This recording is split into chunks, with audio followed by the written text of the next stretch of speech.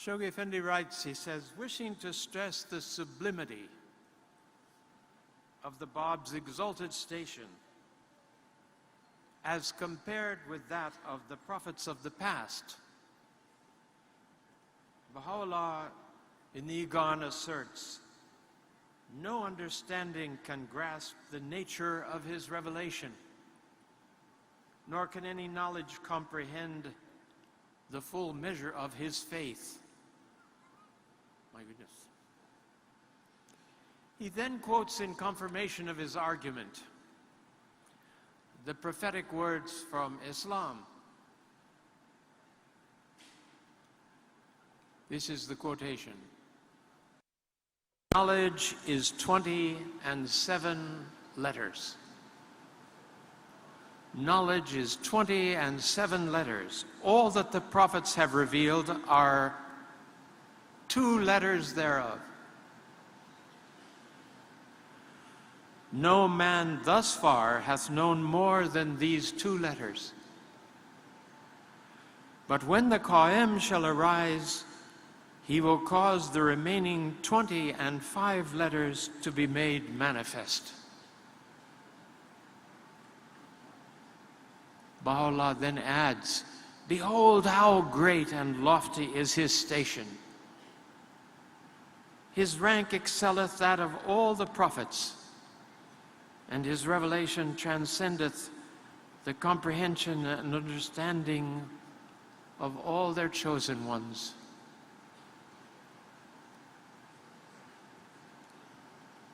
He further adds, of his revelation, of the Bab's revelation, the prophets of God, his saints and chosen ones, have either not been informed, or in pursuance of God's inscrutable decree, they have not disclosed.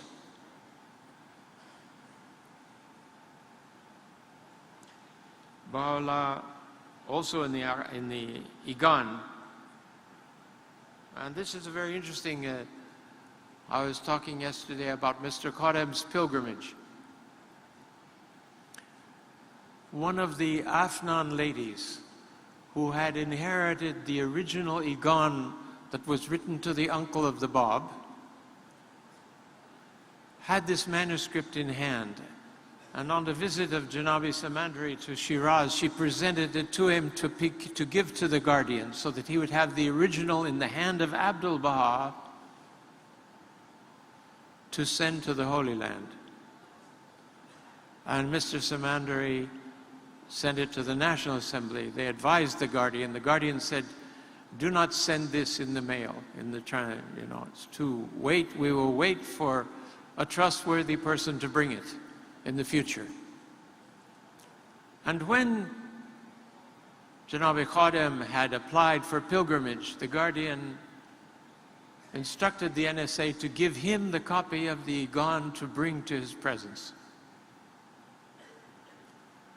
Dr. Chukari was in the Holy Land at the table of the guardian. He was a liaison member of the International Baha'i Council, living abroad, was already, of course, a hand of the cause, in touch with the guardian on a regular basis. He said that evening, the guardian brought the Igan to the pilgrim table, and he opened the bokche, the fancy silk it was enwrapped in, and showed us the Igan. The Igan's about the size of a hand. It's not big, but it's fairly thick. It's written in this beautiful handwriting of Abdul Baha. In the margins, Shoghi Effendi had pointed out to Dr. Chukari and the other pilgrims that were there, Baha'u'llah in his own hand has added a few notes here and there and corrected something, changed something slightly. And the largest amendment to the Igan is a passage in the margin that he's added in his own hand, in Baha'u'llah's own hand.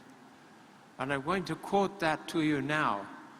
And Shoghi Effendi was so thrilled to see that that was in Baha'u'llah's own hand. He said he had the copy of the Igan, but not with showing which were the editions. It was an Egyptian edition of the Igan that he used. a copy that Zane had made, but it didn't include showing changes, it just put the final copy. And he said, I had chosen a verse from that to adorn the title page of Nabil's narrative.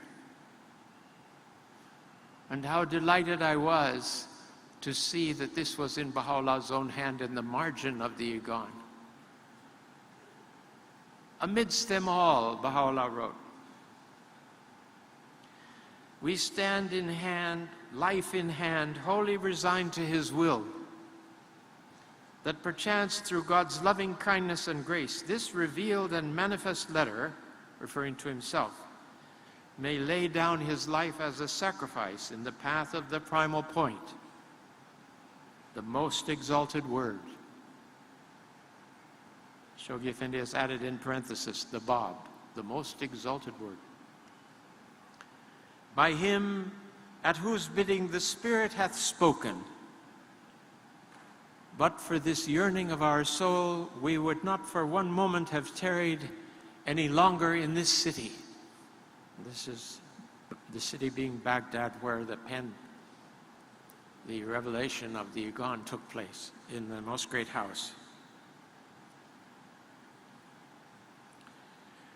Shoghi Effendi in the dispensation, after quoting this, he says, so resounding a praise, so bold an assertion issued by the pen of Baha'u'llah in so weighty a work are fully re-echoed in the language in which the source of the Babi revelation has chosen to clothe the claims he himself has advanced.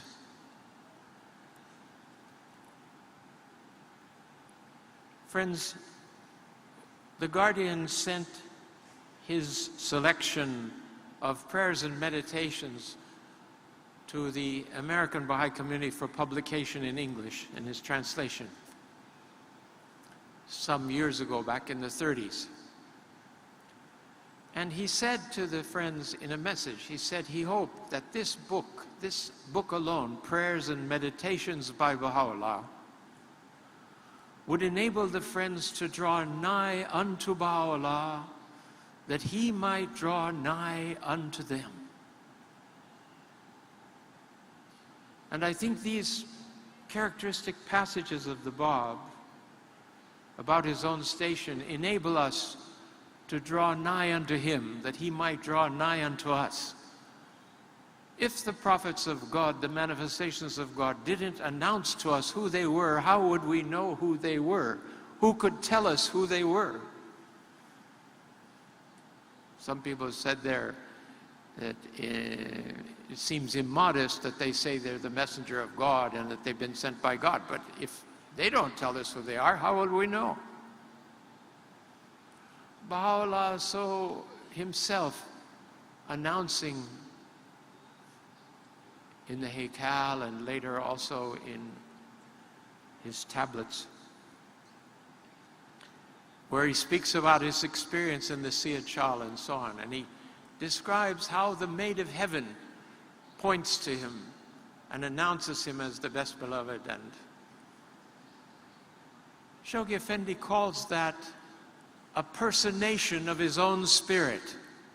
The angel is Baha'u'llah's own spirit that has taken the form of a maiden and made this announcement in a way that's modest compared to if he said, and verily, verily, I am the best beloved, although he says that later quite boldly himself in the Aktas. But for the opening description, he has this feminine figure announce his revelation and his station.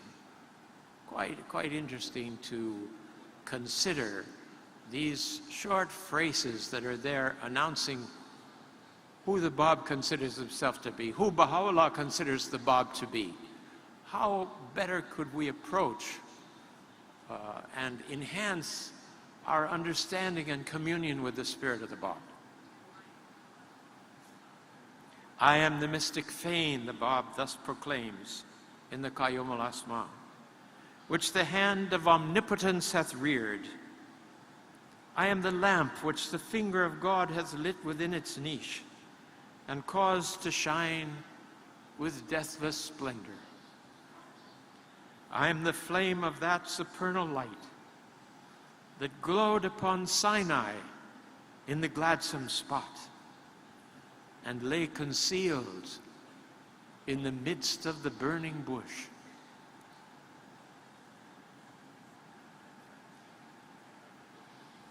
Should it be our wish, the Bab again confirms, it is in our power to compel through the agency of but one letter of our revelation the world and all that is therein to recognize in less than the twinkling of an eye the truth of our cause. Central to all the revelations of God, central to our own teachings, is the principle of free choice on the part of man. He sets forth his revelations before us. He invites us to recognize him, but it depends on the soul of man whether they recognize or not. He doesn't. He could compel, as he says, in one moment everybody to submit, but he doesn't, because God has given us this possibility of participating in the sharing of the revelation. He invites us, and we have to respond. You people have responded. You've turned with your hearts. You've poured your energies into the faith. You have the full support of the Bab and Baha'u'llah, whose light, as we said yesterday, confirmed by Abdul-Baha, is shining over all the friends. Again, the Bab says, and this time he was addressing Muhammad Shah himself, the king at the time, from Maku, I am the primal point from which have been generated all created things. What statement are we hearing here? The primal will is the cause of the creation of everything. Do you recall in the Lohe Hekmat, in the Tablet of Wisdom, Baha'u'llah states that creation is constantly being recreated. At every instant, God causes the world to be recreated. He is involved with us in maintaining us in our breath, in giving life to our thoughts and existence at every instant. So quickly is the repetition that we see it as a sequence. Extraordinary. In case you thought that he prepared this banquet for us and then went on a holiday or something. God doesn't go away. He's there constantly at the door of the heart, waiting to see who's going to respond. Abdu'l-Baha says that as the soul rules and directs all the functions of the body, we think the body is independent of the soul. It exists solely because of the soul. As soon as the soul lifts off of the body, its influence is projected into the body. It lifts off the body comes apart, starts immediately decaying and corrupting. In the same way, he said that we are aware of the cells of our body, and we're immediately have conscious knowledge of everything that happens in our body. Nobody has to tell us, are you hot or are you cold? Or these are things we have, that kind of knowledge that Abdu'l-Baha describes as immediate, intuitive knowledge. The manifestation of God at his level has all of the human race as the cells of his inner being. So he is in touch with the spiritual reality of all of us at every moment. Why is it that you can pray and he answers you, and this fellow over here can do it at the same time, and it doesn't seem to cause any difficulty for God through the manifestation of God, because he's ordained that through this manifestation of God we should approach him and pray to him. We can pray directly to God, but Shoghi Effendi queries why we would do that when we have the very channel of God present amongst us to direct ourselves to the light of God coming through them.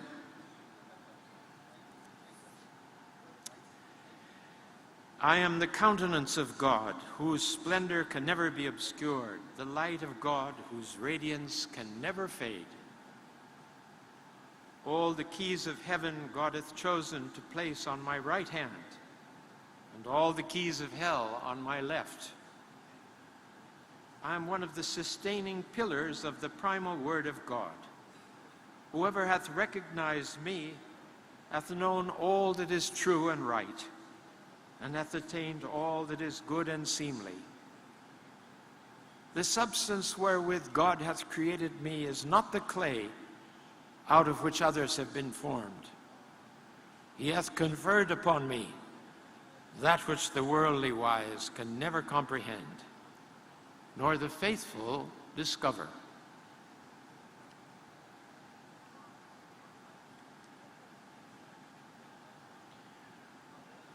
To finish this review of the rank and position to the degree that we could comprehend it, I want to quote from the Will and Testament of Abdu'l-Baha, the repository of his last wishes and parting instructions. In a passage which Shoghi Effendi says has been specifically designed to set forth the guiding principles of Baha'i belief, we find these words, and he says they set the seal of his testimony on the Bab's dual and exalted station. Remember, we're talking again twofold station of the Bab. Those of you, maybe some of you weren't here yesterday, on the one hand he's the herald of the glory of God that's about to appear, but on the other hand he is an independent manifestation of God, the king of God's messengers. His title is from Baha'u'llah. What a position he has, friends. Abdu'l-Baha writes, the foundation of the belief of the people of Baha, may my life be offered up for them, is this. His Holiness the Exalted One is the manifestation of the unity and oneness of God, and the forerunner of the ancient beauty. His Holiness the Abha Beauty, of course this is Baha'u'llah, may my life be offered up as a sacrifice for his steadfast friends, is the supreme manifestation of God and the dayspring of his most divine essence. Then Abdu'l-Baha adds significantly, all others are servants unto him and do his bidding.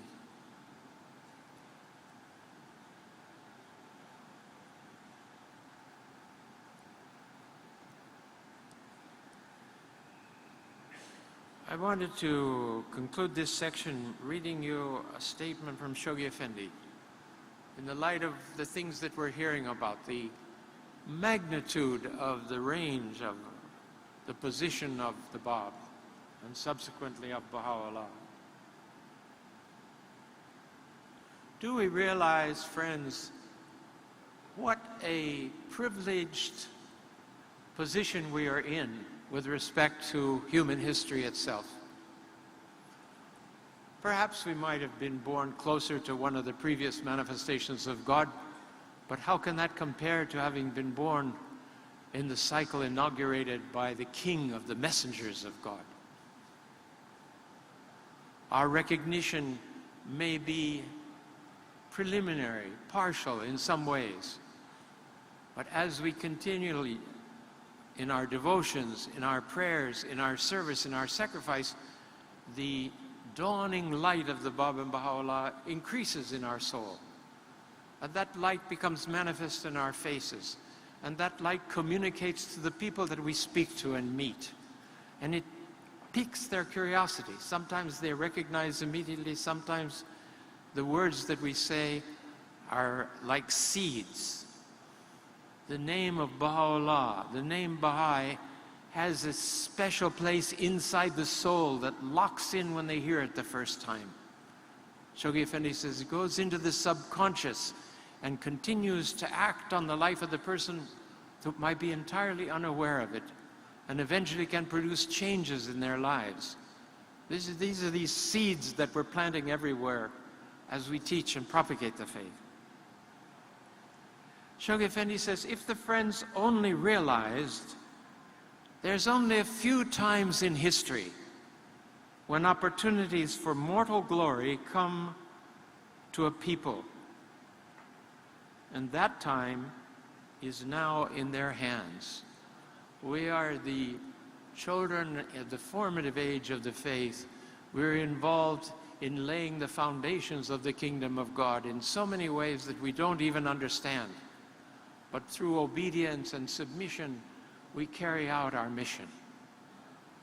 It's so important that we realize how much we need to dedicate our lives to spreading the cause, how there's nothing more important at all in our lives. And how, to the degree that we sacrifice, we attract divine confirmations. And how those confirmations are the unique source of attracting souls to the faith.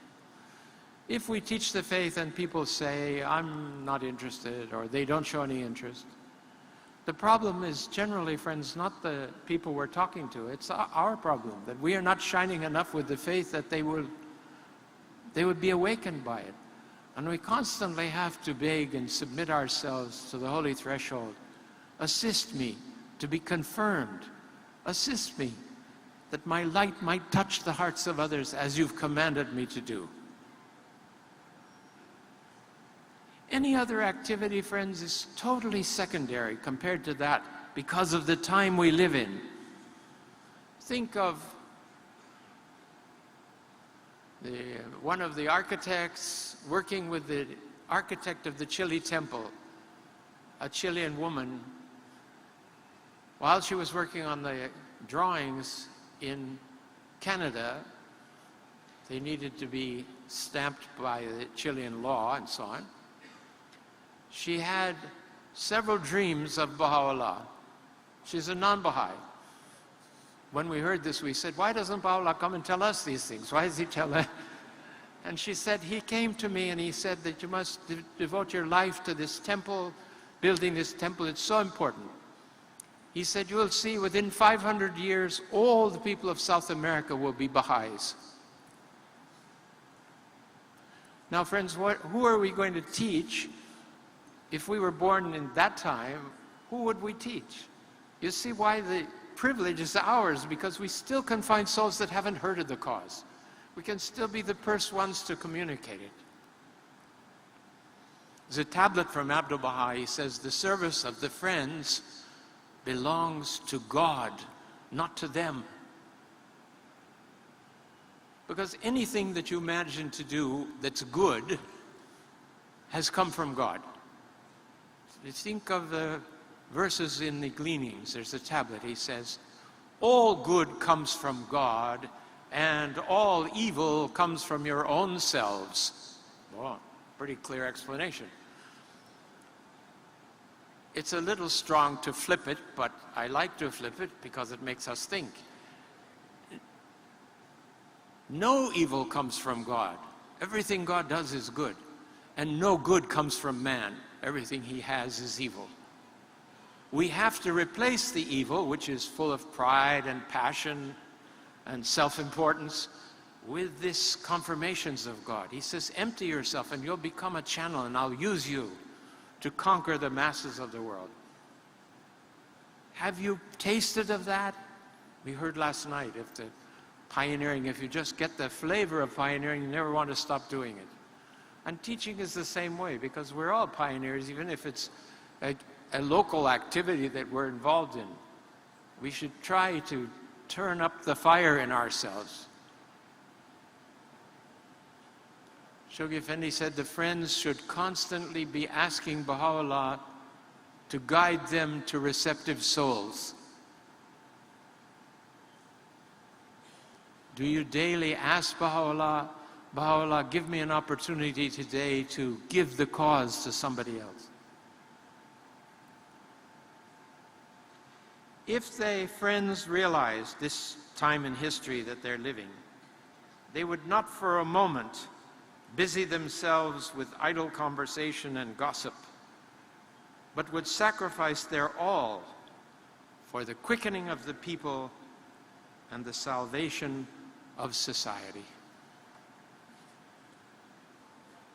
Life is a constant interchange Shoghi Effendi said it should be for each of the Baha'is to study and to teach. Study and teach. He said the Baha'i never reaches a time in their life when they shouldn't be studying the faith. Because through teaching those actions, you have acquired confirmations, the confirmations of the Holy Spirit. They expand consciousness. They enable us to see in words that we read previously, even last week, never mind 10 years ago. They open our eyes to new levels and dimensions. The same words are speaking to all the Baha'is at different levels of capacity. They address the needs that we have so that we can become full of sacrifice and draw nigh unto the Bab and Baha'u'llah in the process. One of the interesting parallels that Shoghi Effendi makes after describing the martyrdom of the Bab and the worldwide effects of his ministry and sacrifice, he draws a parallel with the life and acts of Christ, of Jesus Christ. I just wanted to present that to you briefly here. You can find it in God Passes By in the chapter on the martyrdom of the Bab. Shoghi Effendi explains, it would indeed be no exaggeration to say that nowhere in the whole compass of the world's religious history, except in the Gospels, do we find any record relating to the death of any of the religion founders of the past comparable to the martyrdom suffered by the Prophet of Shiraz. That's his opening here. So strange, so inexplicable a phenomenon, attested by eyewitnesses, corroborated by men of recognized standing, and acknowledged by government as well as unofficial historians among the people who had sworn undying hostility to the Babi faith, may be truly regarded as the most marvelous manifestation of the unique potentialities with which a dispensation promised by all the dispensations of the past had been endowed. And of course, this is a reference to the miraculous volleys that didn't touch the Bab and his disciple, Anis. The enemies of the faith saw this with their own eyes. Everybody saw it. Government officials, the consular services in Tabriz, they were present and saw these things and wrote about them.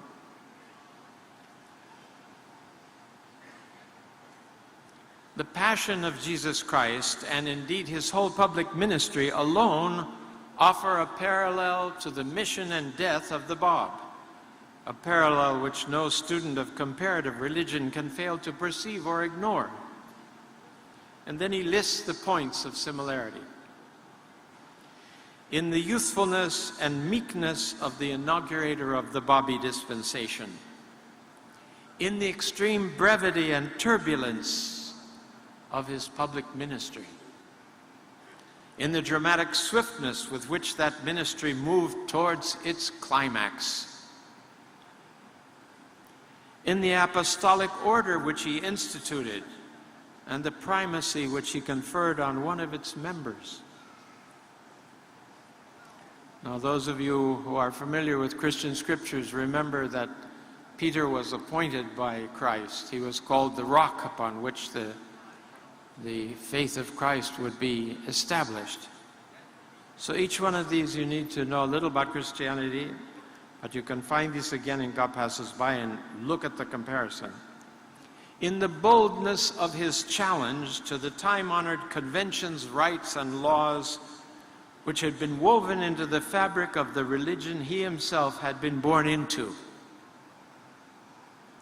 In the role which an officially recognized and firmly entrenched religious hierarchy played as chief instigator of the outrages which he was made to suffer. In the indignities heaped upon him, in the suddenness of his arrest, both like in the case of Christ as well, in the interrogation to which he was subjected, in the derision poured and the scourging inflicted upon him, in the public affront that he sustained, and finally, in his ignominious suspension before the gaze of a hostile multitude. Christ on the cross, the Bob on the walls of the military barracks. In all these, we cannot fail to discern a remarkable similarity to the distinguishing features of the career of Jesus Christ. What was the outcome, friends, of the Bob's ministry?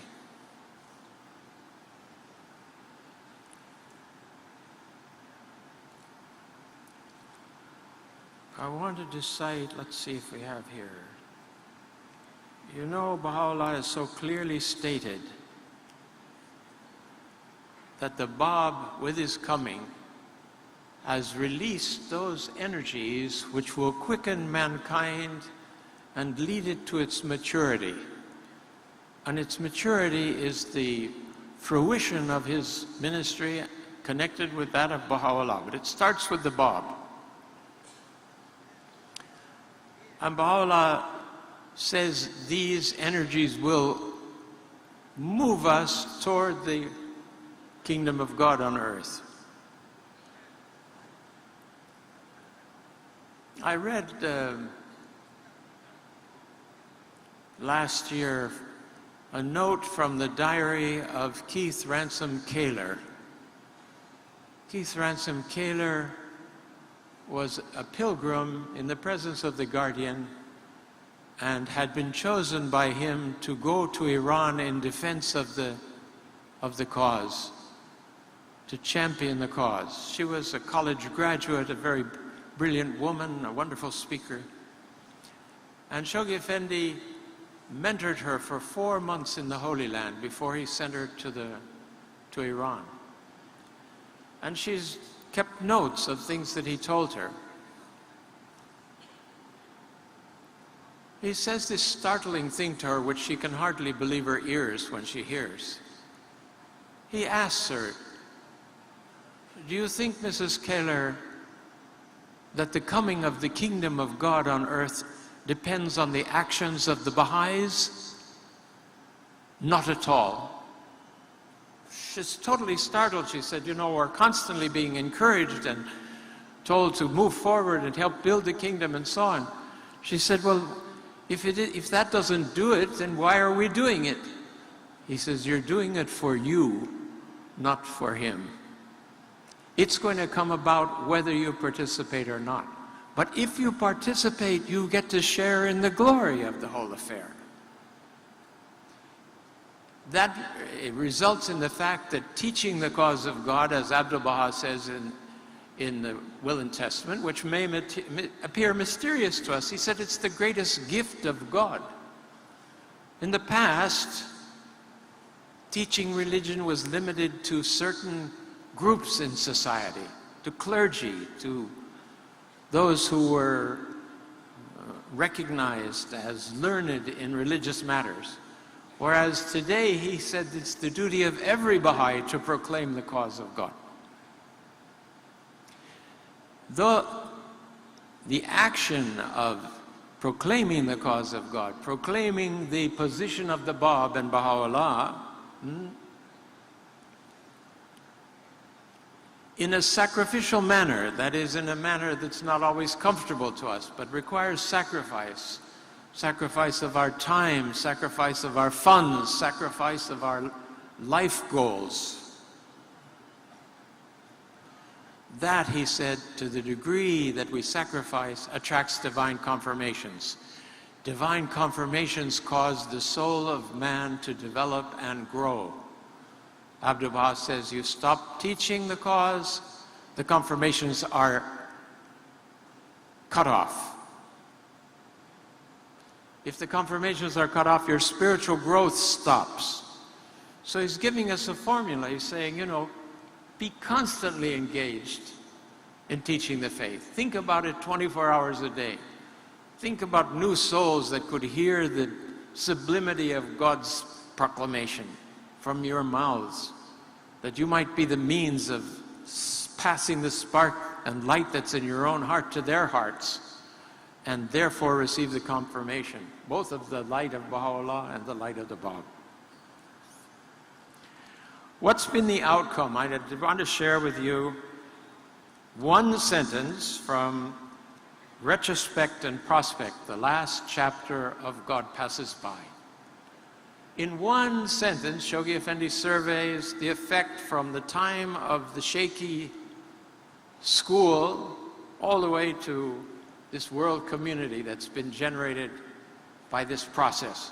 This process which was energized through the life and sacrifice of the Bab.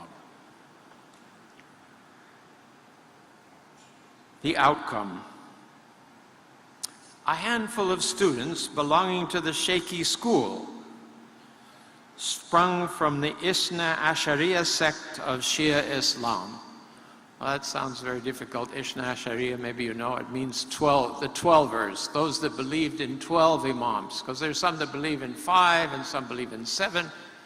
We are the inheritors of the 12, belief in the 12 imams. So this handful of students sprung from the Isna Ashariya sect of Shia Islam had, in consequence of the operation of this process, been expanded and transformed into a world community. Then he characterizes the community in all these short phrases. He said, it's closely knit, it's clear of vision, alive, consecrated by the sacrifice of no less than 20,000 martyrs. Supranational, above nations, above nationhood. Non-sectarian, non-political, claiming the status and assuming the functions of a world religion, spread over 5 continents and the islands of the seas. Now, he's giving statistics here of 1944. You can hear them, but think of where we are now, you know, with 180 national assemblies and so on. With ramifications extending over 60 sovereign states and 17 dependencies. Equipped with a literature translated and broadcast in 40 languages. Now it's over 800. Exercising control over endowments representing several $1 million, or just hundreds of millions, if not billions of dollars in endowments that we have all over the world. Recognized by a number of governments in both the East and the West. What a change from this handful of students that went out to discover the Bab.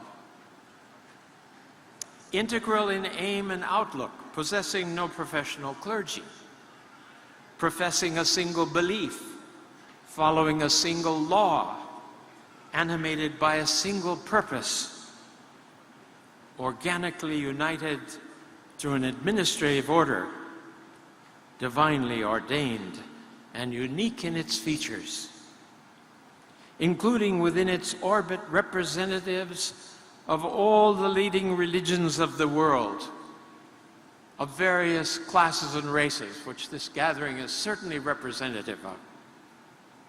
Faithful to its civic obligations,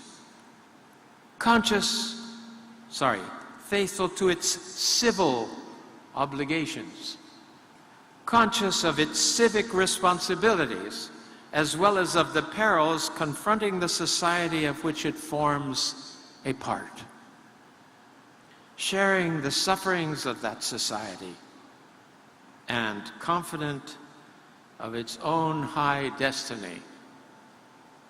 Full stop. That was one sentence. Shoghi Effendi, what a writer. My wife's mother read a paragraph of two of Shoghi Effendi when she first met Baha'is, and she said, it's finished. No one can write English like this unless they're inspired by God. I believe in this. Just immediately. She ended up pioneering in Honduras for 25 years. The subsequent pilgrim pioneers that went there and traveled around the country, they would go to these very remote areas feeling proud of themselves, and they'd say, we're Baha'is. And they'd say, oh, how is Juanita? Because she'd been there before on horseback or donkey back. I don't know. Amazing lady.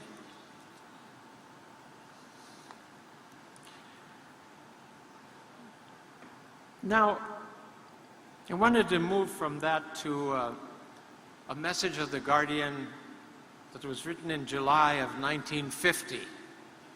So you can imagine what kind of a message this was. It was 100 years after the martyrdom of the Bab. And he was highlighting the sacredness of that occasion. But in the process, he gives us insight into the influence, the extension of these energies of the Bab, released by the Bab, and what they've done in the world. Let's see if we can follow some of this. It will enhance again our vision. It will awaken us and draw us closer to a vision of the Bab appropriate for the coming bicentenary. He addresses it to the assembled representatives of the American Baha'i community gathered beneath the dome of the most holy house of worship in the Baha'i world. Why is the Wilmette, the Chicago temple, the most holy house of worship in the Baha'i world? He tells us because Abdul-Baha himself laid the cornerstone of that house of worship. Makes it unique. It makes it a shrine. Sharif Effendi said it's a shrine as well as a house of worship. And it's the mother house of worship because of that spreads all over the world. He talks about his feelings. He's sharing his feelings of profound emotion evoked by this historic occasion of the worldwide commemoration of the first centenary of the martyrdom of the Blessed Bab. Prophet and herald of the faith of Baha'u'llah. Again, this twofold mission that we've talked about. Founder of the dispensation, the Bab, founder of the dispensation marking the culmination of the 6,000-year-old Adamic cycle. Inaugurator of the 5,000-century Baha'i cycle. Poignantly called to mind the circumstances attending the last act, consummating the tragic ministry of the master hero of the most sublime drama in the religious annals of mankind, signalizing the most dramatic event of the most turbulent period of the heroic age of the Baha'i dispensation.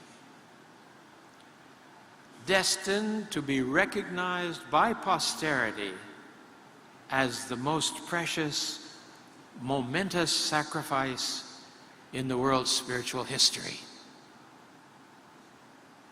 Granted, here he is, the king of the messengers of God, and he gives his life in such a spirit.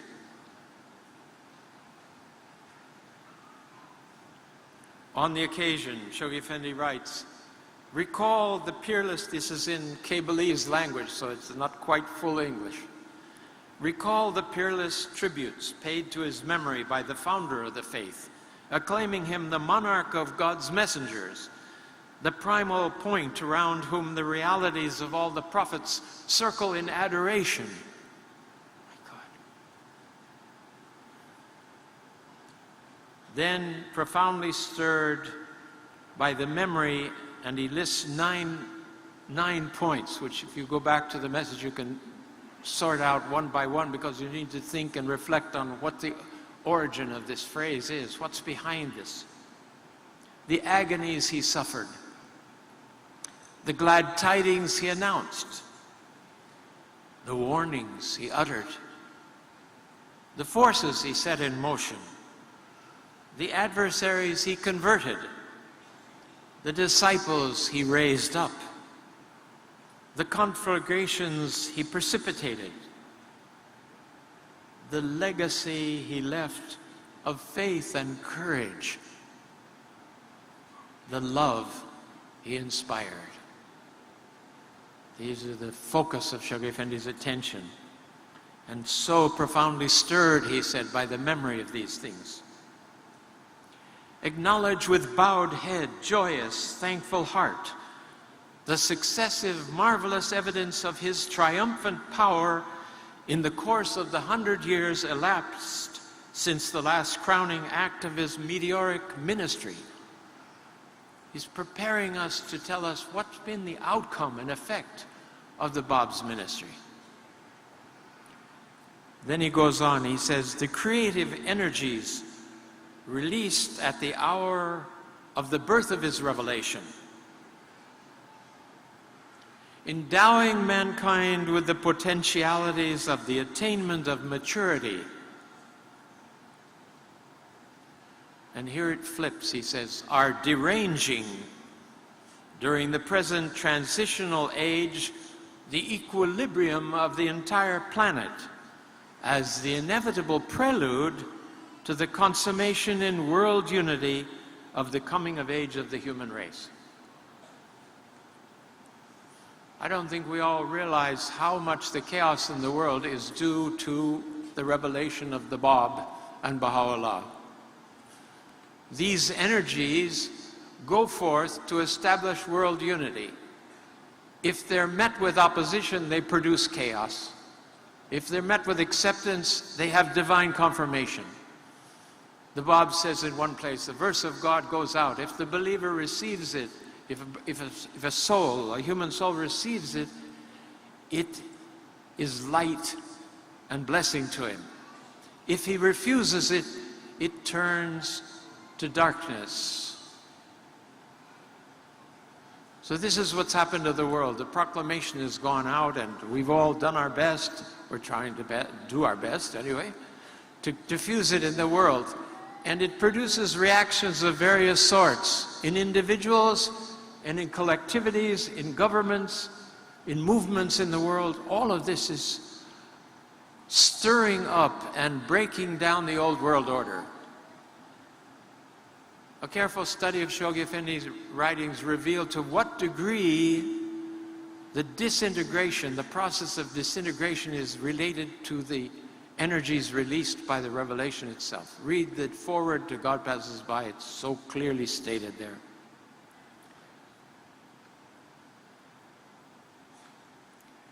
This is also a confirmation of what we were talking about that Keith Ransom Kaler heard from Shoghi Effendi. The energies released have endowed mankind with the potentialities of attaining maturity. There it is. That's the promise. Then he talks about the portentous but unheeded warnings addressed to kings, princes, ecclesiastics are responsible for the successive overthrow of 14 monarchies of East and West, the collapse of the institution of the caliphate, the virtual extinction of the Pope's temporal authority. Temporal authority, he was the ruler of lands as well as the ruler of the church. But all of that through revolution was taken away from him. And this Pope Pius IX, who received the message of Baha'u'llah, to whom the message of Baha'u'llah was addressed, suffered the greatest humiliations. The Italian forces that were in opposition to him marched on the Vatican. He was seen on the steps of St. Peter's on his knees praying to God to stop the attack. And they came and they surrounded, and finally he had to raise a white flag over the Vatican, over St. Peter's, and give over his kingdom to these forces. Virtual extinction of the Pope's temporal authority. He goes on, he says, the progressive decline in the fortunes of the ecclesiastical hierarchies of Islamic, Christian, Jewish, Zoroastrians, and Hindu faiths. Then he mentions the order. He says the order eulogized and announced in his writings. You remember In a previous session, we quoted this passage from the Bayan in which it said, "Well is it with him who reacheth to the order of Baha'u'llah," which was both a prophecy of the coming world order of Baha'u'llah, of which the administrative order is the embryo, and also, I don't remember now. This is called senior moment, friends.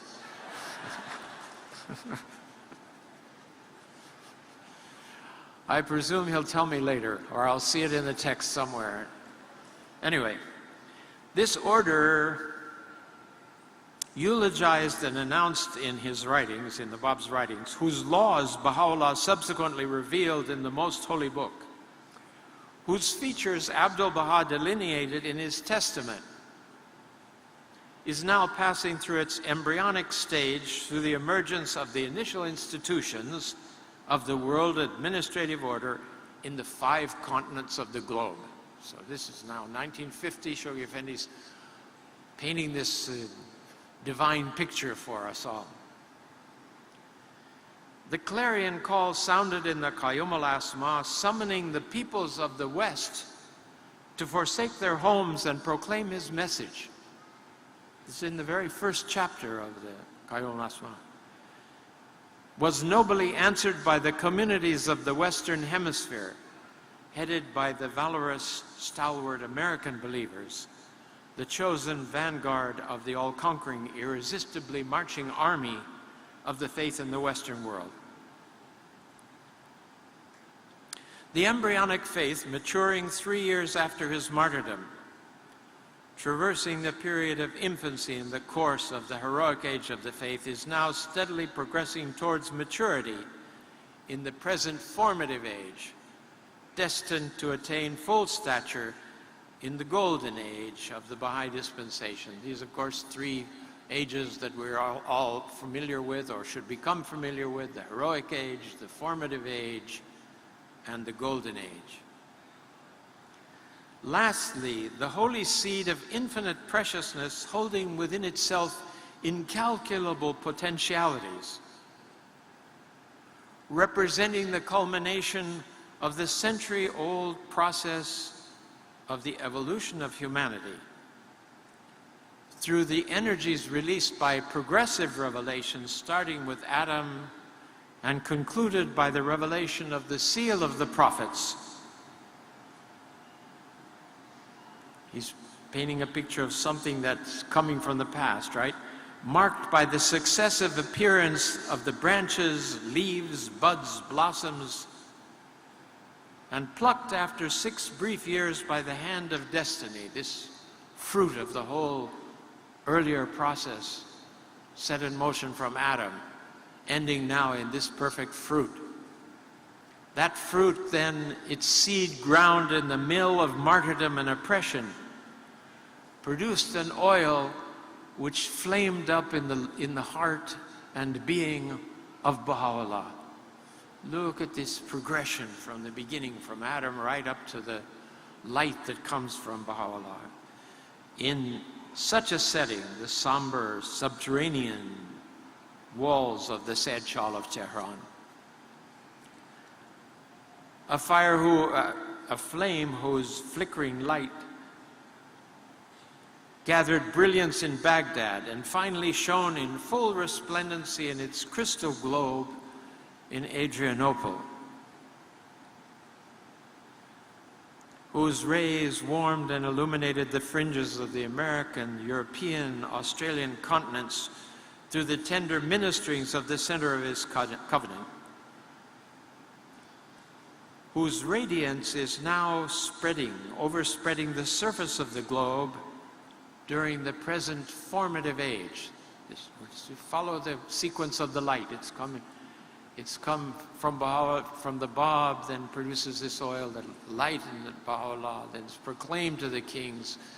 Then Abdul-Baha, through his divine plan, sends out to propagate this light across the surface of the globe, and it reaches all the rest of us at that point. Its full splendor is destined in the course of future millenniums to suffuse the entire planet.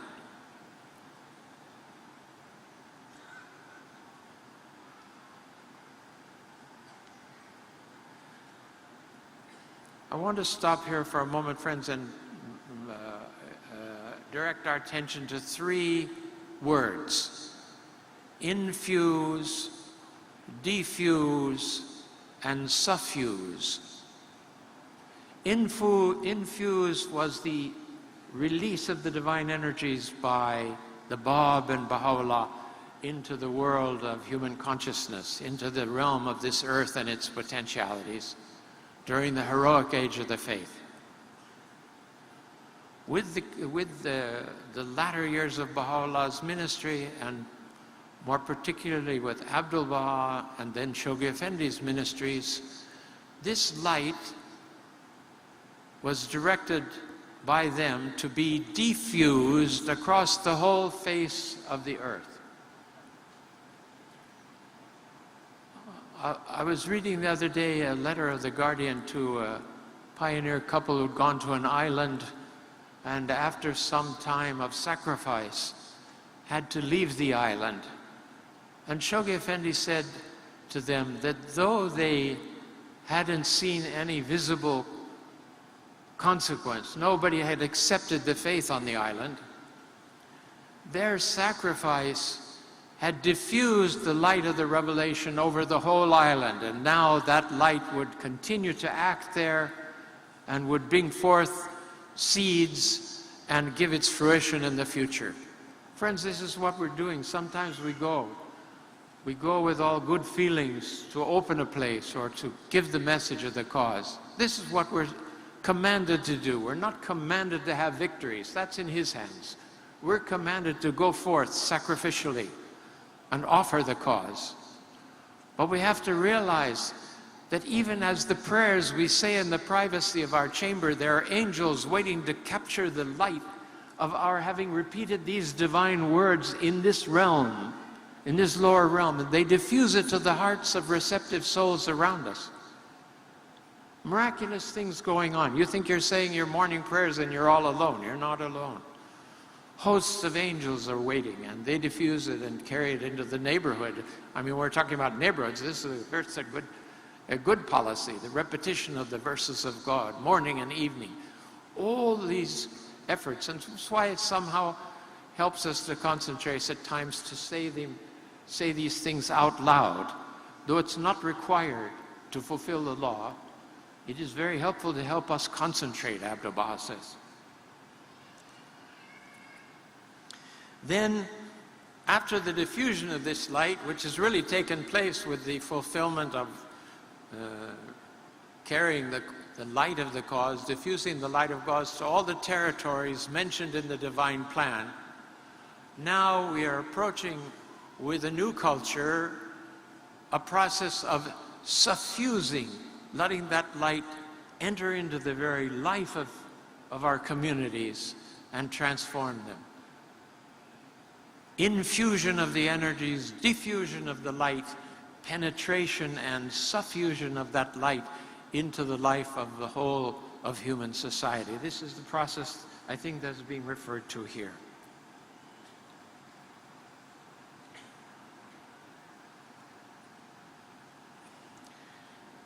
He elaborates in a few additional paragraphs where he, again, similarly to the passage that I read previously from God Passes By, summarizes how far the faith has gone since the appearance and sacrifice of the Bab. And finally, he at the end appeals to the friends, and through those friends and through that occasion to all of us. I appeal on this solemn occasion, at this anxious hour in the fortunes of this travailing age, to the entire body of the believers, to rededicate themselves and resolve, no matter how great the perils confronting their sister communities on the European, Asiatic, African, and Australian continents, however somber the situation facing both the cradle of the faith and its world center, however grievous the vicissitudes they themselves may eventually suffer, to hold aloft unflinchingly the torch of the faith, impregnated with the blood of innumerable martyrs, and transmit it unimpaired, so that it may add luster to future generations who will labor after them.